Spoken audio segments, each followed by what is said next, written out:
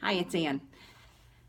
So today let's talk about timing for grief. How long does it take? Many people, I'm asked by grieving people, I'm asked by family and friends who care about them, how long does this take? I kind of not joke with the younger generation, now showing my age. Um, they really concentrate on how long is this going to take. And I say to them, it's none of this is instant. None of this is instant like our instant gratification world that we live in. You can take out your phone and Google it and, find your answer right away. And, everything's at your fingertips. But grief is not like that. Grief takes time.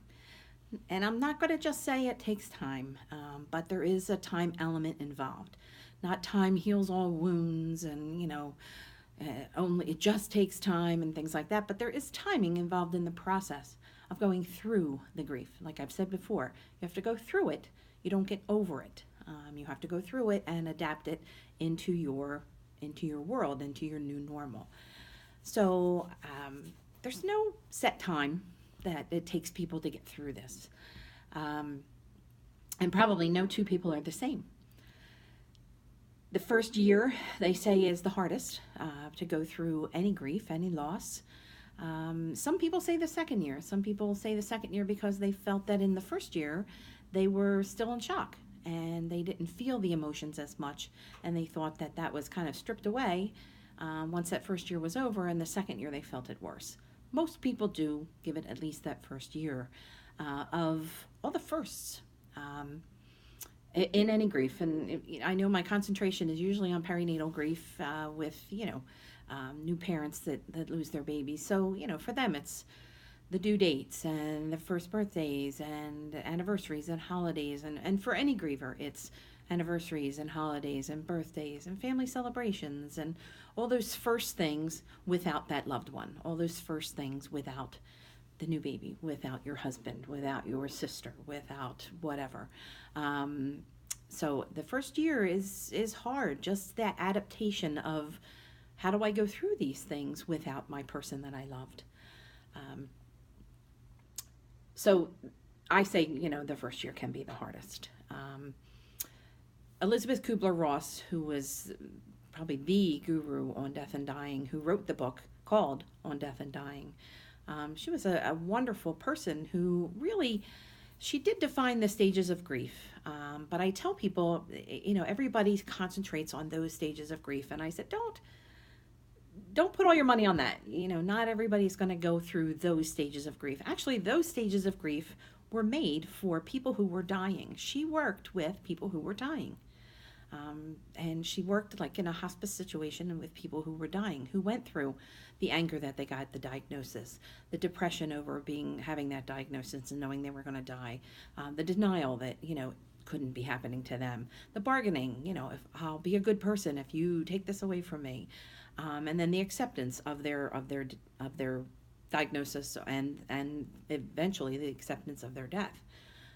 But a lot of people, those were good. That was a good format of the stages of grief.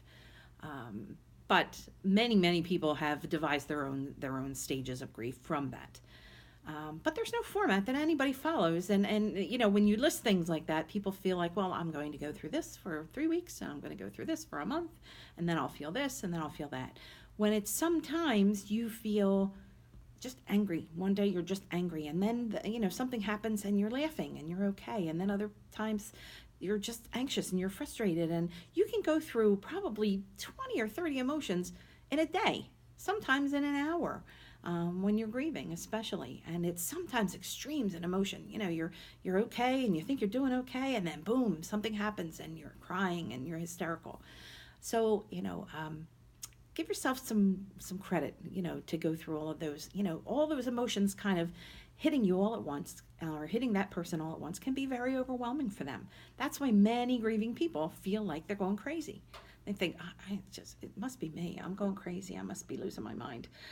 It's only got to be me. And then they start to talk to other people. So I like the idea, of course, of support groups. I went to a support group years ago myself when I was a young widow. Found it very helpful to talk to other people who got it, who understood what I was going through. And then for about the last 15 years, I've been doing a support group through our hospital that had been in existence before I took it over for parents who lost their babies. It's such a great thing to talk to other people who understand, who get it. Who won't judge you, who won't give you advice on, well, maybe you should get over this, and maybe you should do this, and maybe you should, they'll just say, well, you know what, this helped me. And it's just helpful advice from people who understand absolutely what you're going through. So I think support groups are just truly beneficial. Not everybody's going to do them. Not everybody feels comfortable. And no one feels comfortable the first time going into a support group. Everybody kind of goes in with hesitancy, I don't want to cry in front of strangers, and what's it going to be like? I don't know. And just try it. Try it once. You don't have to go back. I went to one when I was widowed. I was young. I was a widow at 25 or 24 actually. And I went to one. I found a support group for it said for widows on the in the newspaper. So I went. And I believe I was still pregnant at the time with my daughter, and I was by far the youngest one in the room, and most everybody in the room was 70 or 80 years old, and so I didn't want to leave. I didn't want to insult anybody and leave, so I just stayed and just heard what they had to say, and a lot of those ladies, God bless them, they hadn't ever held a job, they didn't write a check, they didn't drive a car, they didn't do a lot of things, and they gave me a lot of advice, on, well, you're young, you can marry again, at least you have the baby, and that kind of stuff, because they didn't understand, my loss, even though it was the same, it was different, it was completely different for them, I was this young widow, they were the older widows, I'd been married 2 years, I'd been together for 7 years, we were married 2 years, they were married 40 and 50 years, so it's the same, but it's different. And everybody's grief is a little bit different. And that's why, I always tell people, never really say to anyone, I understand what you're going through. Don't compare a loss, especially. Don't compare a loss. I know what you're going through. I lost whoever, my sister. I know what you're going through. I lost. Try not to compare it. You can say, I know how I felt when I lost my husband. I know how I felt when I had a miscarriage, but you never know exactly how they feel, and don't ever. And I'm not going against pets or anything like that, but please don't use the comparison. I know how you feel. My dog died. It's not the same as a husband. It's not the same as a baby. They're all different. Every grief is different. So just don't try to give them comparisons. But you can always use, I know how I felt when so and so died.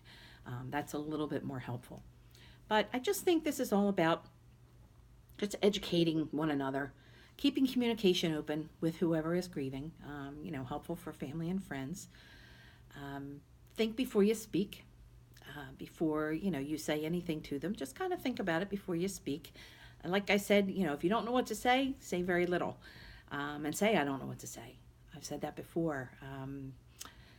Understand, especially in that first year, understand when they turn down invites to parties, to get-togethers, to showers, to holidays. Just give them that level of understanding, and don't give them a hard time about turning down invitations. And be respectful of their time, however long it takes them, and in any way that they're doing it is probably okay and probably healthy. If it seems like it's very extreme, then maybe talk to someone else about it. But someone who goes to the cemetery every day or every week or something like that isn't dwelling on it. It isn't. I heard a speaker today. There was a YouTube video. I can't remember the woman's name, but there was a YouTube video about people who keep doing things in memory of a person, whether it's sitting in a cemetery, whether it's talking about them, whether it's doing something in their honor. It's not dwelling on it. It's not getting over it, because we're not going to get over it, remember. But it's remembering them. And it's, and she brought up the point, when you die, do you just want someone to just move on and forget about you and just get over you? Or do you want to be remembered by someone? And how do you want to be remembered? So, just those things, and letting people take their time, and just listening. If they need someone to be there, just listen and be there and just be a friend. I think that's all for now. Talk to you again soon. All right, bye-bye.